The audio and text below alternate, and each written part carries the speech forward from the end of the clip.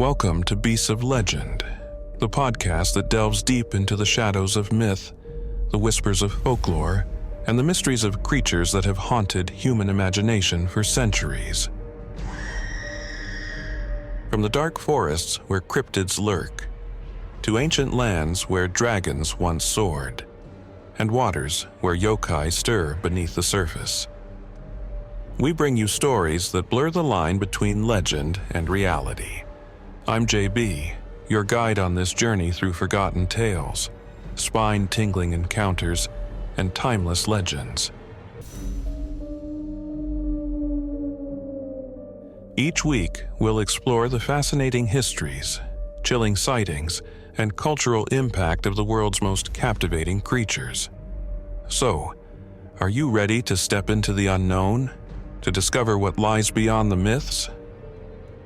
Stay close and keep your eyes open. Not everything you hear is just a story. This is Beasts of Legend.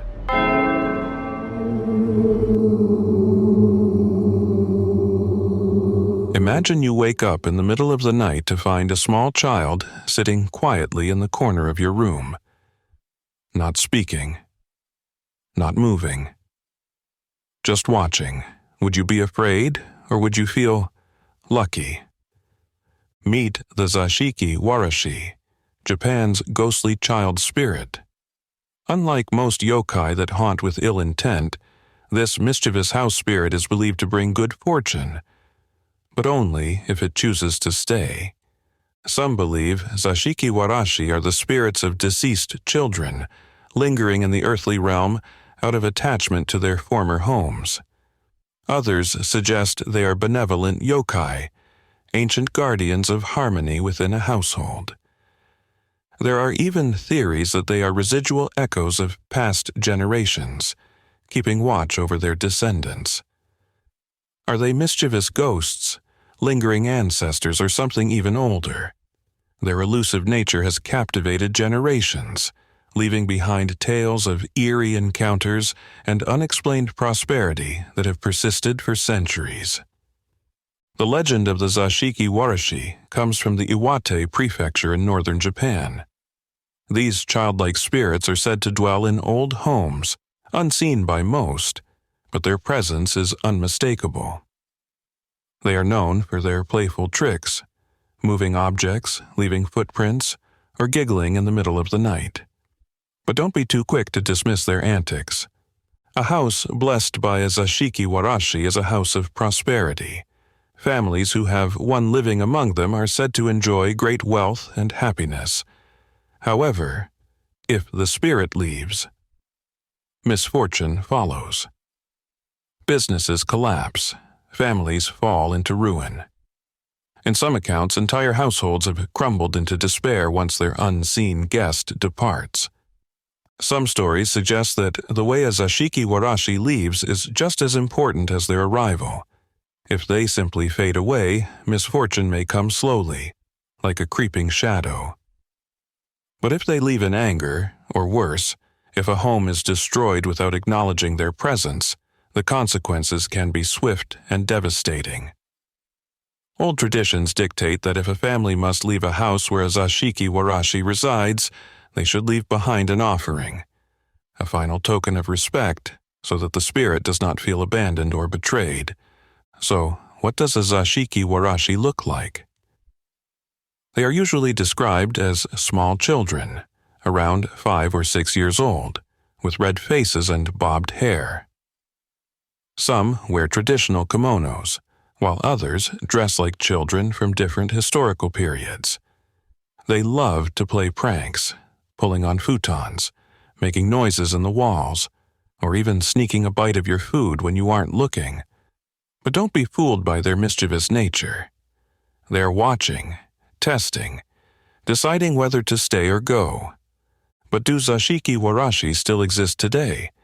Some believe so. Several ryokan, or Japanese inns, claim to be home to these spirits.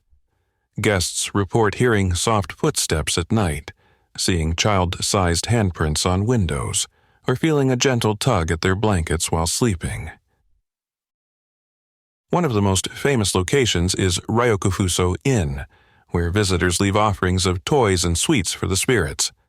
Some even claim their luck improved after spending a night there. One businessman who visited the inn in 1990 said, "I had been struggling financially for years. After spending a night at the Ryokufuso Inn, known to be home to a Zashiki Warashi, my fortune completely changed. My company, which was near bankruptcy, suddenly thrived. I am convinced that the spirit brought me luck."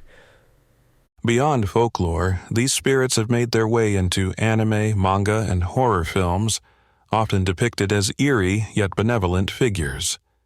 They remind us that not all ghosts are to be feared. Some simply seek companionship. So, if you want to invite a Zashiki Warashi into your home, here's what you should do. The first thing is to keep your house clean and warm. They prefer a welcoming environment. The second is to leave out small offerings. Traditional Japanese sweets or toys are believed to attract them. Third is to welcome their mischief. If small objects move on their own, take it as a sign of fortune and never show any fears that may upset them, and be warned.